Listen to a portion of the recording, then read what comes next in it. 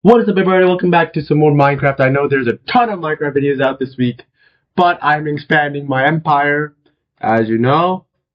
We've toured like a whole bunch of houses.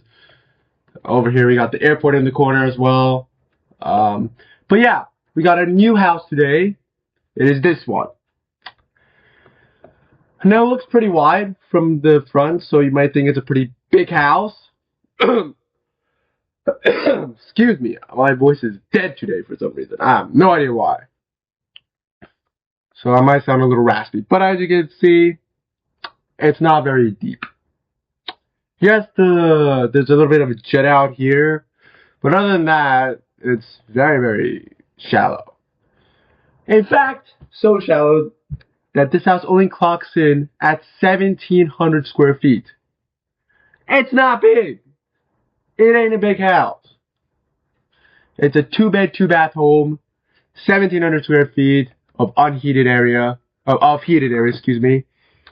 The garage is not heated, so that makes up a huge chunk of it. It is a 3-car garage. So it's a pretty big garage for this house. Although that house, I think this one over here, excuse me, wow, has a 2-car garage, but it's way bigger than this house over here.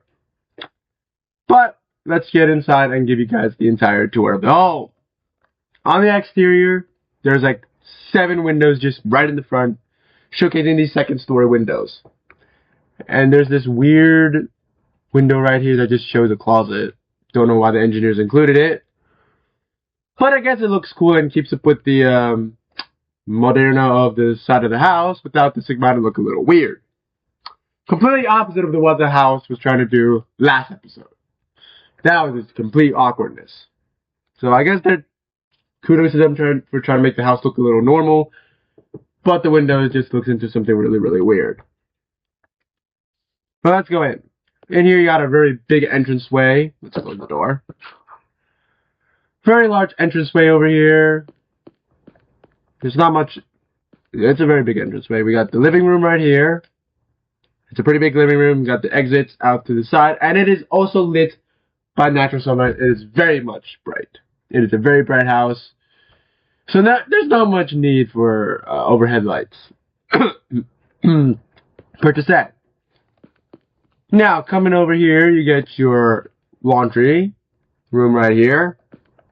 Has no sink, by the way. It's pretty decent size, but there is no sink. And then along this hallway, you got your little kitchen. And your pantry. The entranceway also serves as a little double dining area, especially if you put the dining table in the back here. Then walk into the back, you get access to your garage. This house was originally designed without a dining room, but it made the entranceway a little bit larger, so you can actually sit in the back of the entranceway and eat breakfast, lunch, and dinner. So there's that. Then you got the little closet with the natural sunlight right over here. And that is it for the first floor. There's no bedrooms out on the first floor at all. Both bedrooms are upstairs on the 2nd floor. So let's head up there now. We got this curved staircase to a nice little window outside to the backyard, which you can access through the living room. Then walking over here, you get a bonus room. Yes, this thing has a bonus room. It is very long, very wide, and it's pretty large for a house with only 1,700 square feet. Right over here, you got your office. Very small, very cozy.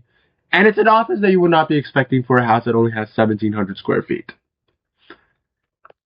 And then on either end is your bedrooms. Bedroom number 1 is decent size with concaving or with slanted roofs. The bathroom door is hidden in the corner here to a nice large bathroom with tons of natural sunlight. Excuse me, wow. And we go around to the other side. You have the house bedroom of similar layout, but it's a little bit smaller, and the bathroom is a tiny bit smaller. But otherwise, it is pretty much the exact same layout. So the bedrooms are slightly smaller, but it does have a little bit of extra amenities around the house. And this whole house is built off the concept of natural sunlight, so there are tons of windows that are sticking out, even in places that might not be up your fancy. But since there's nothing out there right now, this window is suitable for this design. Going across the other side of the house, again, you got a bedroom. But across here, no one can see you because there's nothing built there yet. So this whole house is built around saving electricity money. There's no sink in the laundry room where they can help it, so there's no need for electricity to pump the water up to the sink. There's no need for water bills either. So there is that. They do have one little sink right here in the kitchen. It does not have a hot water tap, so if you want hot water, you turn on the gas stove to heat up your water. Which is why they placed it right next to the sink. It'll heat up next to the sink. And that's what's going to heat the water. The faucet doesn't have hot water coming out, but the basin itself will be heated. So I guess it will also be kind of cool to just rest your legs along it when you're cutting vegetables and everything. So, yeah. But it does have a fridge, a low wattage fridge right here. And it does have a pantry with a very decent sized pantry. Of course, natural sunlight, but they did install lights if you want to use it at night as well. So, you have the option to use the lights at night, but in the morning, there's enough, but in the day, there's enough natural sunlight that the lights are pretty much rendered useless. So yeah, this is like a cost-saving house. They did try to pack 2 bedrooms into this house and a ton of other luxury amenities. But to me, it is still a pretty bare bones house, considering that they didn't even design a dining area into the house, and they only just set it as the back of the entranceway. A little strange, but once you get used to it, I guess it will work out great. I have a table right here. Yeah, I won't argue against it. But yeah, that is pretty much the entire house. We've added another long road here for extra house development. You can still see the airport from this house, although it is a very, very tiny airport look now. You can probably look at it from this bedroom, which is the secondary bedroom and not the master's. Like a tiny little sliver, you might be able to see the control tower over there. But that's about it. I think the houses with the best views are obviously the ones closest to the airport. But I'm also going to be nominating this one because it does have a height advantage and a depth advantage. So you can actually see the airport from these later rooms in the back. Plus, they also have a balcony that has open exposed air so you can listen to the sound of the aircraft taking off and landing as well. But this video isn't about this mega mansion. It is about this house, which looks a little shorter. It's a little more short, a little more compact than other houses.